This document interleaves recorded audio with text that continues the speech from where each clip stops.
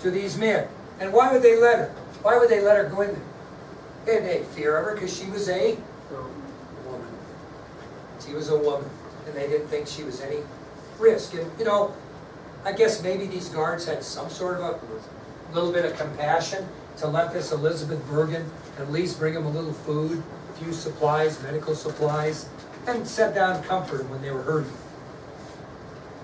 Well, obviously, because of security reasons, they weren't going to let any men to be any humanitarians on these boats.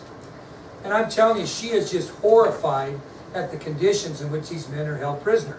And I'm going to give you 4 examples of how bad it was. Okay? So Elizabeth Bergen goes in there, and she's just horrified at the conditions in which these men are held prisoner. Just horrified. I'll give you 4 examples of how bad it was. The meat they received was undercooked, and it was served with bread that had worms in it. Okay? So the meat was undercooked. They didn't even take the time to cook it. If they did, not much. And the bread they served with the meat was wormy. Yeah, that's what I'm thinking. Second example is disease was just rampant among the prisoners. Disease is rampant. And if it's a contagious disease, that's even worse, right? Because it just passes from one to another. So disease was just rampant among the prisoners.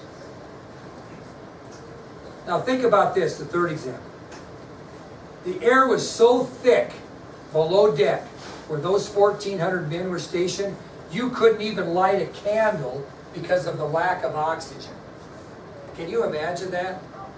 The air was so thick below deck where they had those men, those 1,400 men per boat, you couldn't even light a candle because of the lack of oxygen.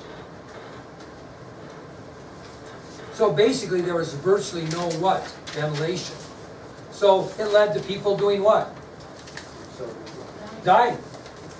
They averaged 10 to 12 deaths a day in those prison boats. 10 to 12 a day per what? Ship. How many were there? 16. Now picture this in your mind, and we'll kind of quit on this one.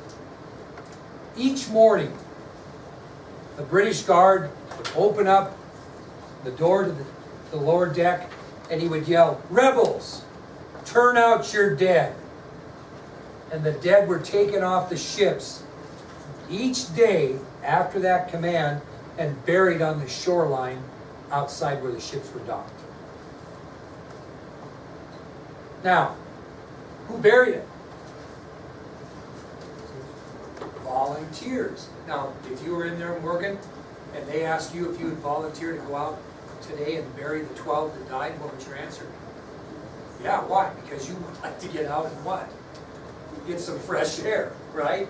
So they had their own men burying these guys, okay? Now, I will tell you this and we'll finish up.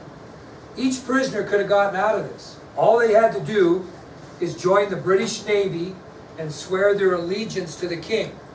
If they would do that, they would be set immediately free.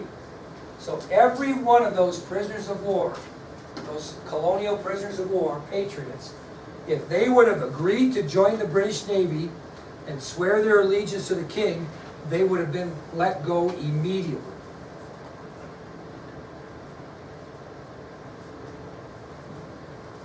More than 95% of the colonial prisoners of war chose agonizing death rather than to become a traitor. Only approximately 5% took up on that deal. Can you imagine the courage it took to do that? Okay, now, so is the possibility of escape nearly impossible, incredibly risky? Unless they could get some help from the outside, who's going to be that help? Elizabeth Bergen. Okay, good job. We'll tell you about that tomorrow.